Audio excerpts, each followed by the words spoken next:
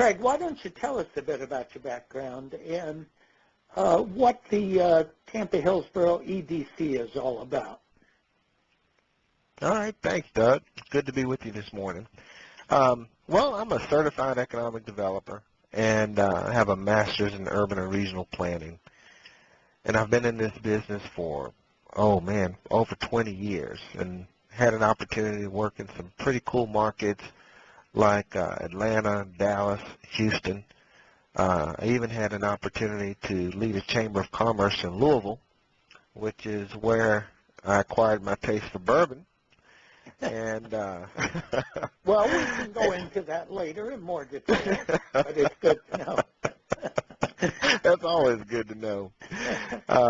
But throughout my career, I've had an opportunity to lead various types of EDCs, chambers of commerce.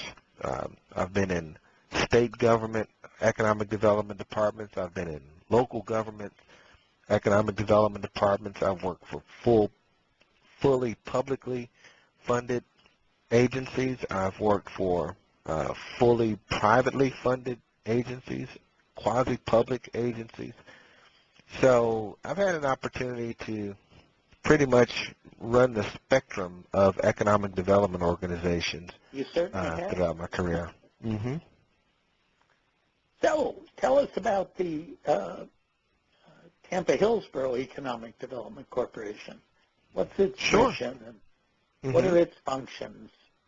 Okay. In this region? Well, one of the things that attracted me to the Tampa Hillsborough EDC was its mission and the type of organization that it is. It's an EDC that is it's a public and privately funded organization, and the mission is just straightforward. It's to develop and sustain a thriving local economy by focusing on the attraction, expansion, and retention of high-wage jobs and capital investment. And what I mean by straightforward is that we primarily market the Hillsborough County to attract and retain companies that are producing high-wage jobs. We're not a chamber of commerce in that, there's any policy pieces to it. We're not advocating and lobbying for things other than, just creating a positive business climate for us to be able to compete in. But it's a very straightforward mission. And I might explain, excuse me one second, yeah. Craig, I might explain for our listeners who are all over the country and may not know the Tampa Hillsborough area, that Hillsborough County is basically on the east side of Tampa Bay and primarily the city of Tampa itself. Sorry to interrupt you, but back to your story. Idea. Mm-hmm. Okay. Back to your story. Well, and the EDC is a pretty, in terms of sizes of economic development organizations, we're probably a medium-sized organization. We have about 18 employees, about $3.5 million budget, and about a third of our funding, less than a third of our funding comes from two fee-for-services contracts, one with the county and one with the city. And then the remainder of our funding comes from private sources, primarily through investors. So you are a classic public-private Yes, we are. corporation. Well, in every sense of the word. Tell us a bit about the governance structure of the Economic Development Corporation.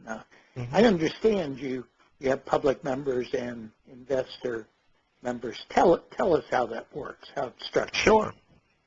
Well, some folks would probably categorize our type of governance structure as a pay-to-play type of structure, meaning that if you invest or pay a certain amount to belong to the organization, you're eligible to be on the board of directors.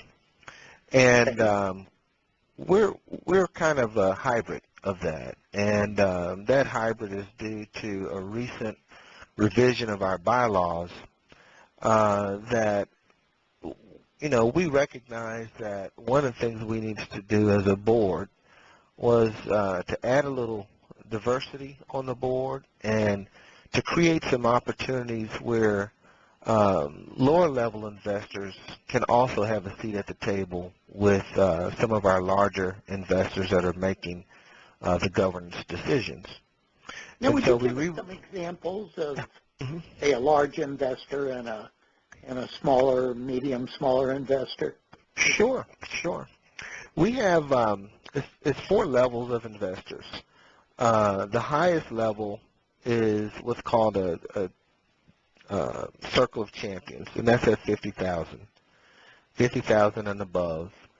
And then the next level is a Circle, it's a Chairman's Council level. That's $25,000 to $50,000. And then there's a President's Council level, which is $10,000 to $25,000. And then we created a Gazelle level that's at $5,000. And that is designed for companies that have CEOs that are 40 years or younger, or their revenues are $10 million or less. Okay. What would be an example of your biggest investors? The utility company, Tampa Electric Company, is one of our larger investors. The universities, both University of South Florida and the University of Tampa. Our community college is a $50,000 member.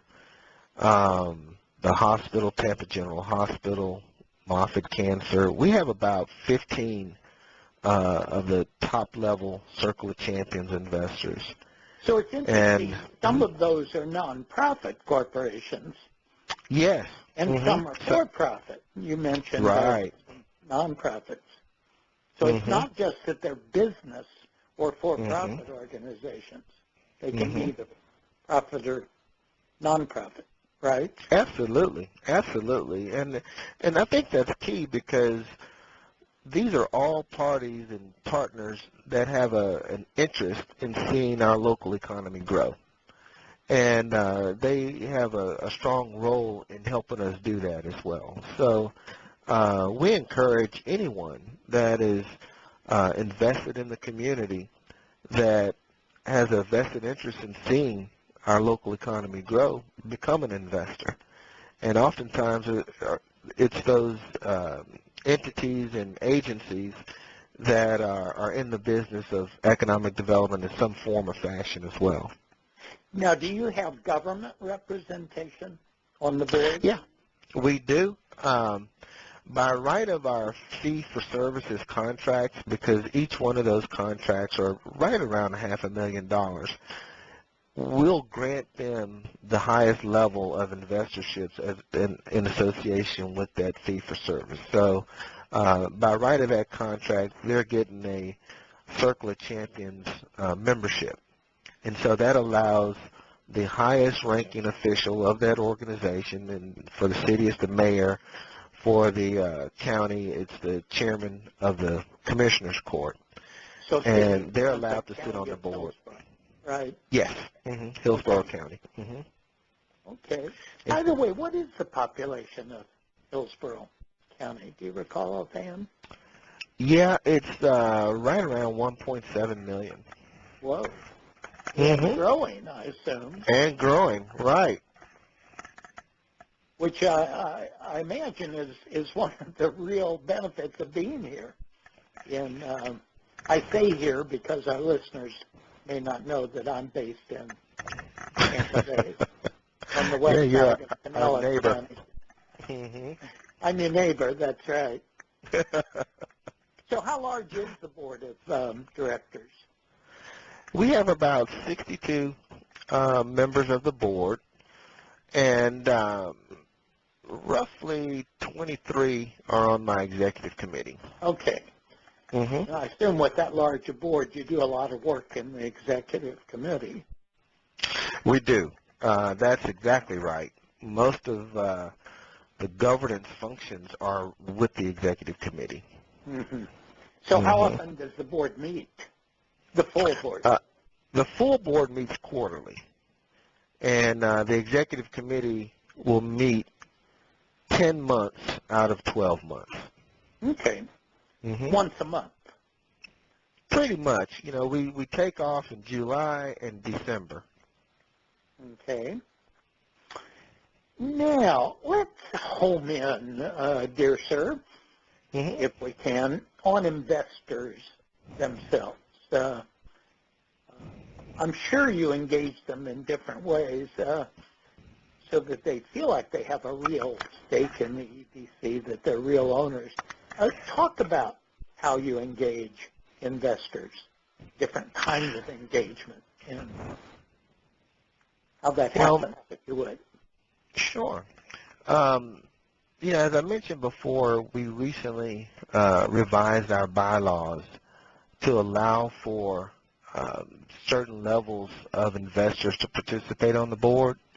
Well, part of that bylaw revision also included ways that we can get our investors more engaged with the organization. And you mean beyond governing, right? Yes, beyond governing, right, okay. Beyond governing.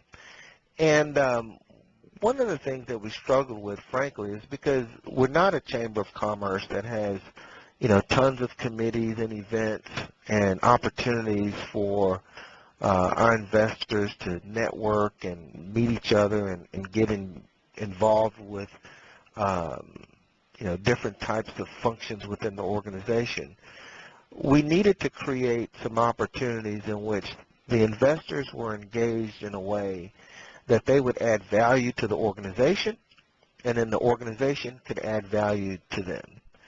And in doing so, what we decided to do, we convened a group of our investors from various levels, and we formed this committee that helped us kind of design an engagement program for our investors. And what this allowed us to do, what it ended up doing was we created 4 standing committees, and each one of these standing committees related to either helping the organization be successful either in its operations or through executing its mission. And so the committees were our business development committee, and within that committee there are 2 subcommittees of business recruitment and business retention and expansion.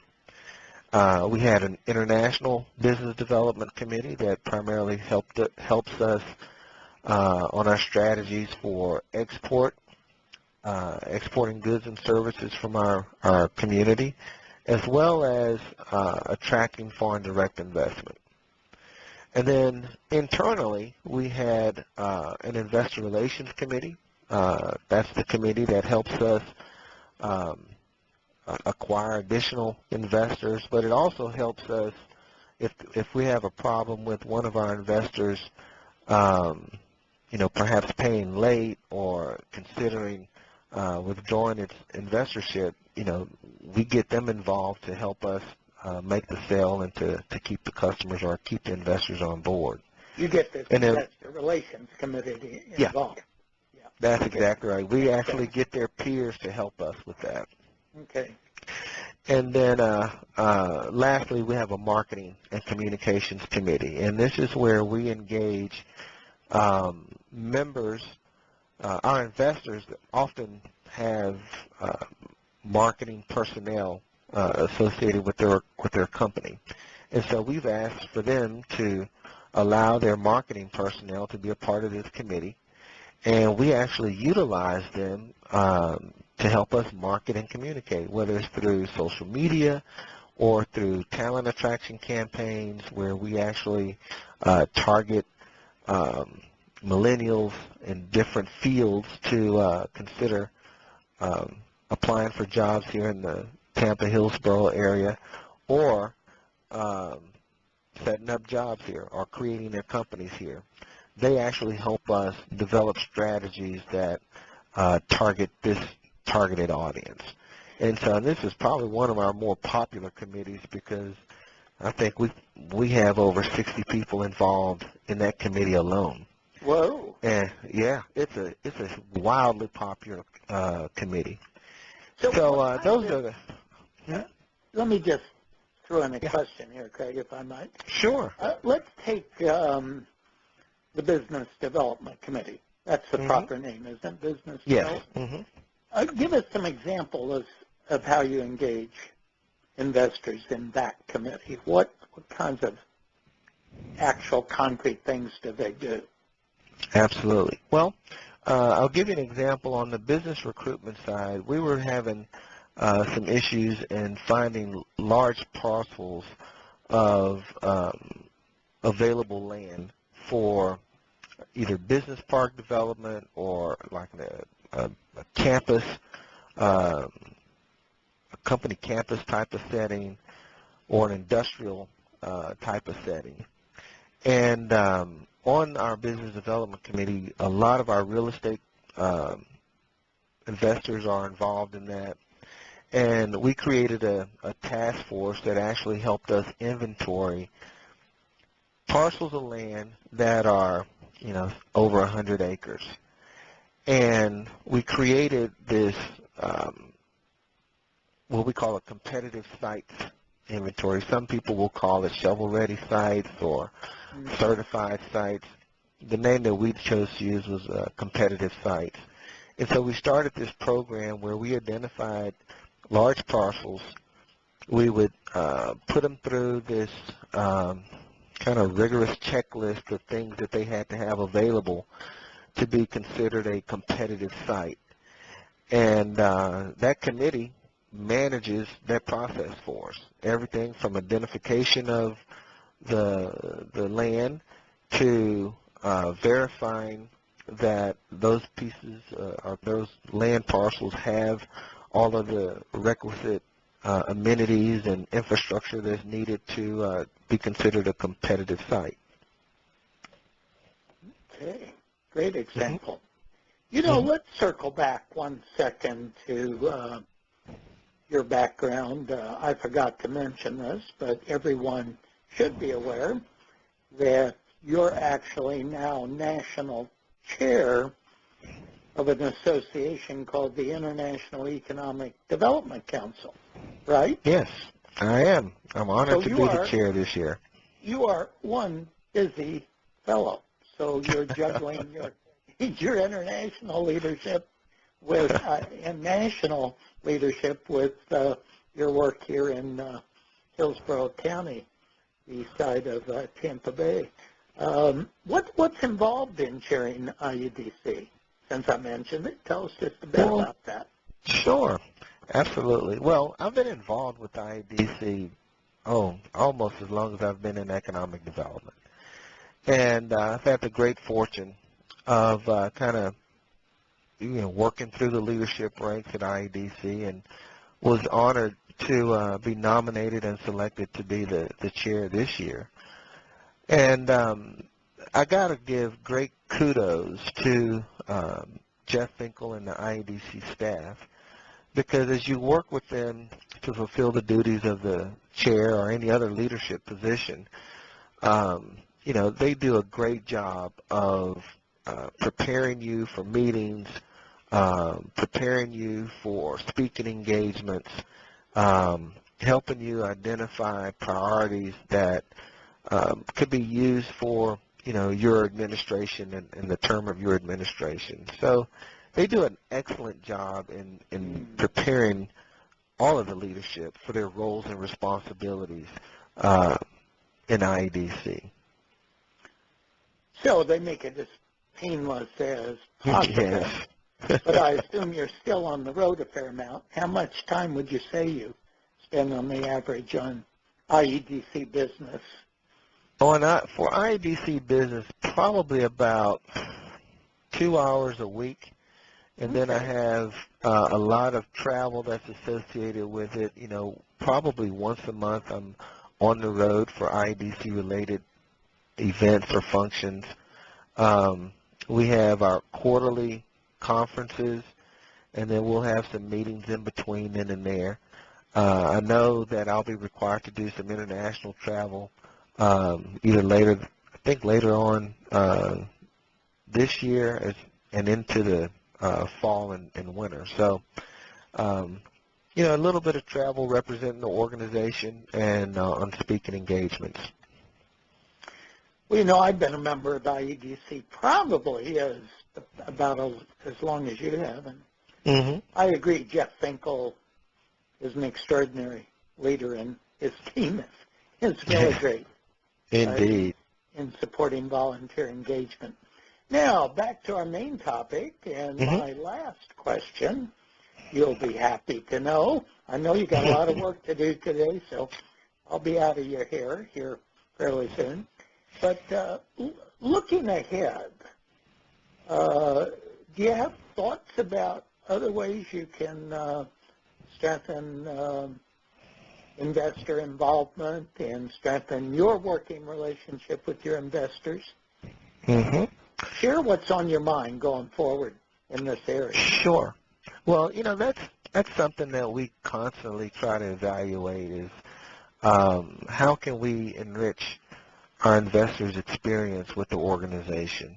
And, we have ongoing dialogues with members of the executive committee as well as the board. And some of the strategies that we've identified going forward, I'll call it a peer strategy, P-I-E-R.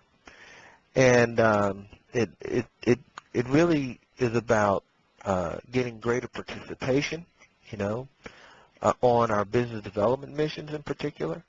Our investors want to participate in securing economic development projects for the region, and they want, and they're perfectly suited to do that, because when you're talking peer to peer about what it's like to operate a business in this community, they have the most credibility in saying that. So we're working out ways where we can get greater participation from some of our businesses in our targeted industry sectors to help us tell that story.